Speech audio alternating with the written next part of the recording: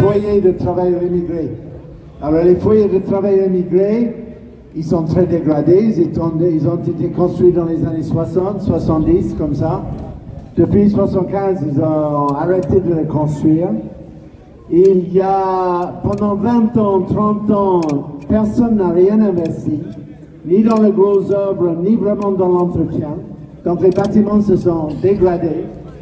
C'est des bâtiments qui sont la propriété en partie de l'État, parce que la plus grande société qui possédait les foyers, c'était la Sonacotra à l'époque.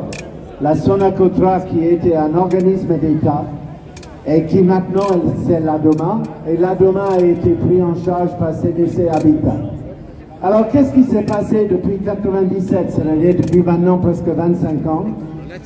Le gouvernement a décidé, c'était à l'époque Alain Juppé, a décidé que cette situation n'allait pas. D'abord, les foyers, c'est des Africains, c'est des Maghrébins. Ça, c'est pas des gens qui sont destinés à rester ici, n'est-ce pas? Ils n'ont pas vocation à rester en France. C'est des logements dont il faut qu'ils se dégagent. Pour appuyer. Ok. Donc, ils ont décidé qu'ils vont rénover les foyers.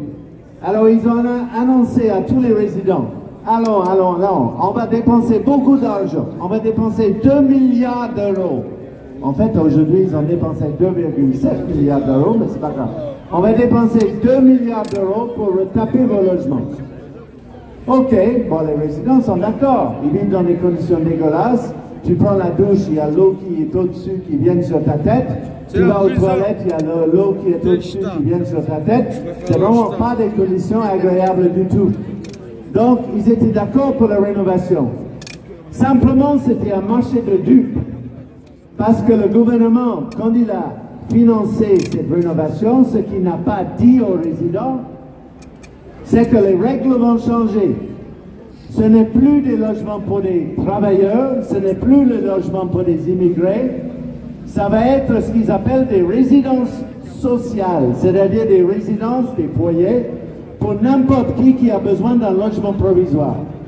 Et une fois qu'ils ont construit ces résidences sociales, grande surprise, tous les travailleurs immigrés, tous les travailleurs maghrébins, tous les travailleurs africains qui hébergent des gens chez eux, parce que dans les foyers, quand tu arrivais d'Afrique, quand tu arrivais d'Algérie, quand tu arrivais du Maroc, quand tu arrivais du Sénégal, où est-ce que tu allais?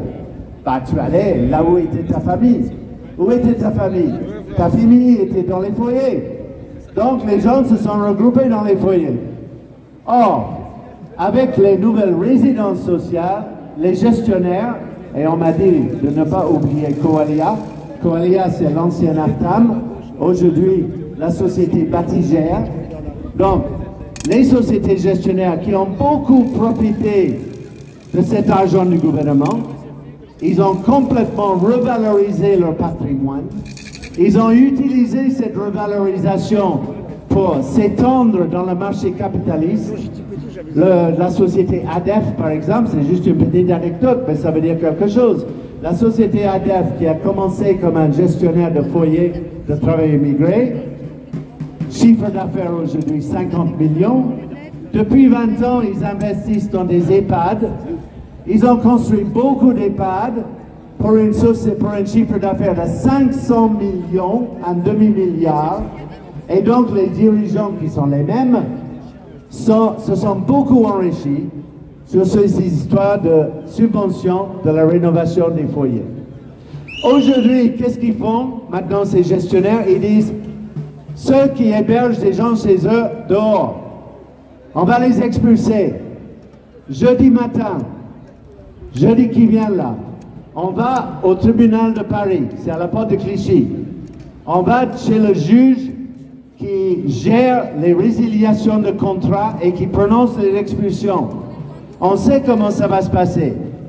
À côté de dizaines de pauvres habitants de RIVP qui vont être expulsés parce qu'ils ont des dettes de loyer, ou la dizaine de pauvres locataires de Paris Habitat qui vont être expulsés parce qu'ils ont des dettes de loyer, et il y aura une dizaine de cas posés surtout par ADOMA, qui ne sont pas pour des problèmes de loyer. Les gens, ils payent le loyer.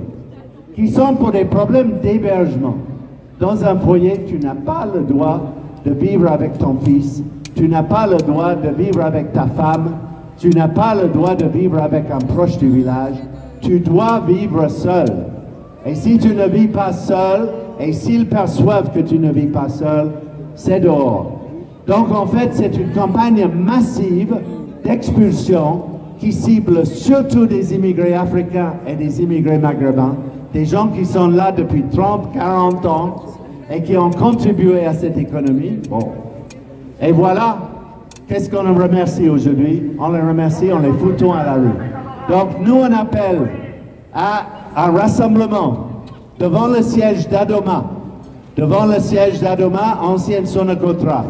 Alors son siège social, c'est juste en face du DAL, c'est très commode. Le DAL, c'est avenue Le Rollin. Adoma, c'est avenue Pierre Mendès France. Avenue Pierre Mendès France, c'est juste derrière la gare d'Austerlitz. Donc, traversons le fleuve, allons devant Adoma. C'est jeudi 19 avril.